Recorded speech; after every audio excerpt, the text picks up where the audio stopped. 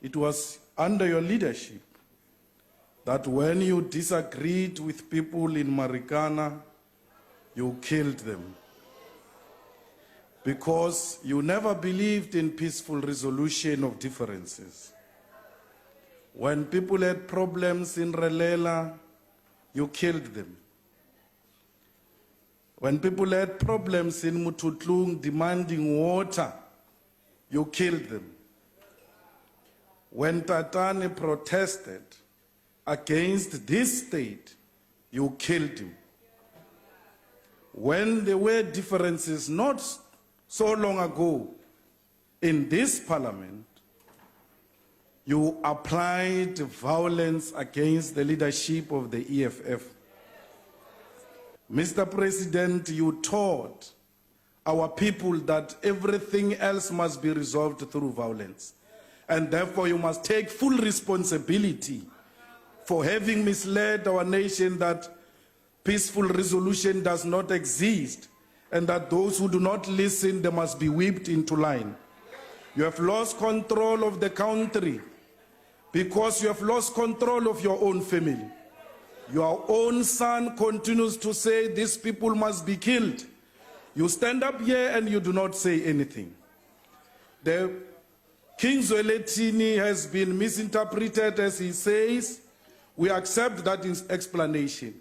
But you do not take a platform to ask the king to call upon the people of KwaZulu-Natal and everywhere else, particularly those who could have misunderstood him, to refuse to engage in violent activities. I must never be misinterpreted to be saying the king is responsible for that. How can you rule the country when you cannot rule over your own family? And your son is such a typical example of a family member that you cannot whip into line. We have a responsibility from these incidences of xenophobia to teach our people that peaceful resolution is a sustainable solution to every problem we have.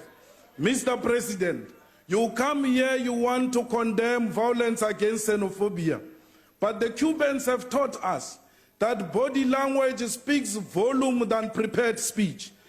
You come with a prepared speech, your body doesn't suggest any other leader who's concerned about the killings in KwaZulu-Natal.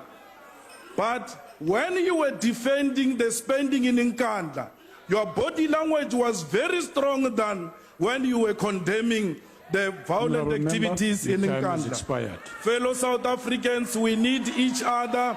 Let us not kill each other. There is no country in Africa that can survive in isolation. Not even the USA can survive in isolation.